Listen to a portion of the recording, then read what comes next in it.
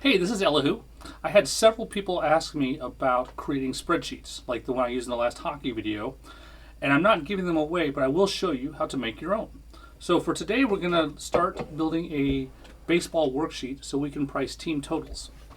I picked baseball instead of some other trickier stuff because it's a lot easier to do the analysis with a continuous money line than when you have to put in spreads where you have varying push rates, like going from 3 to 3.5 versus 5 to 5.5 in football. The first thing you have to do if you're going to build a spreadsheet is get the data. And this first video, we're going to focus on getting the data and cleaning the data. And the second part, we're going to actually build the spreadsheet to do the analysis. So initially, you have to get the data from somewhere. And there's a couple different ways to get data. You can search for it on the internet, often find it. You can scrape it off of Odds Portal.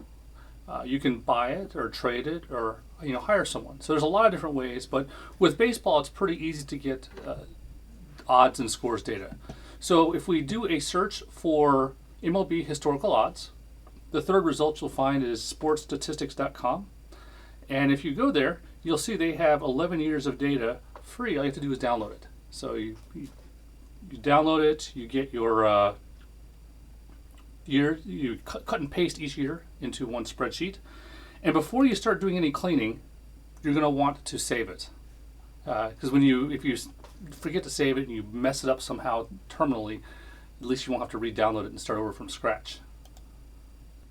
Once you cut and paste all 11 years into one spreadsheet, you need to get it clean. Get rid of any obvious mistakes you can. If you look at your data, look and see. You'll see the way they have it recorded. There's 2 lines per game. That there's a visitor followed by the home, and normally, if you look at the top and the bottom of the spreadsheet, you'll see that there's an odd number of entries. There should be an even number, 2 for each game. There's one missing somewhere. So the first thing we have to do is find out what happened. One way to do this is you create an index for each game. So I'm going to insert a column at A, and just numbers from 1 to 32,000, basically whatever the row is. And next to that, you're going to have a mod statement. If as long as the mod of the 2 lines is the same, you're good. So for example, if we're on index 1 and the rotation is odd, both of those mod 2 are equal to 1. So we say it's good if it's mod 2 1, and then otherwise it's not. We copy that down the whole column, and once we've done that, we can now search. So you do a find and replace, but instead of searching for formulas, you only search for values, and you'll quickly find that there's a problem around row 34,520. And when you look at it, you'll see it goes from rotation 903, which is Houston, to 901. So the home team on that row is missing. You can either fix it, but I have enough data here that I'm not going to worry about a few rows, so I'm just going to delete it.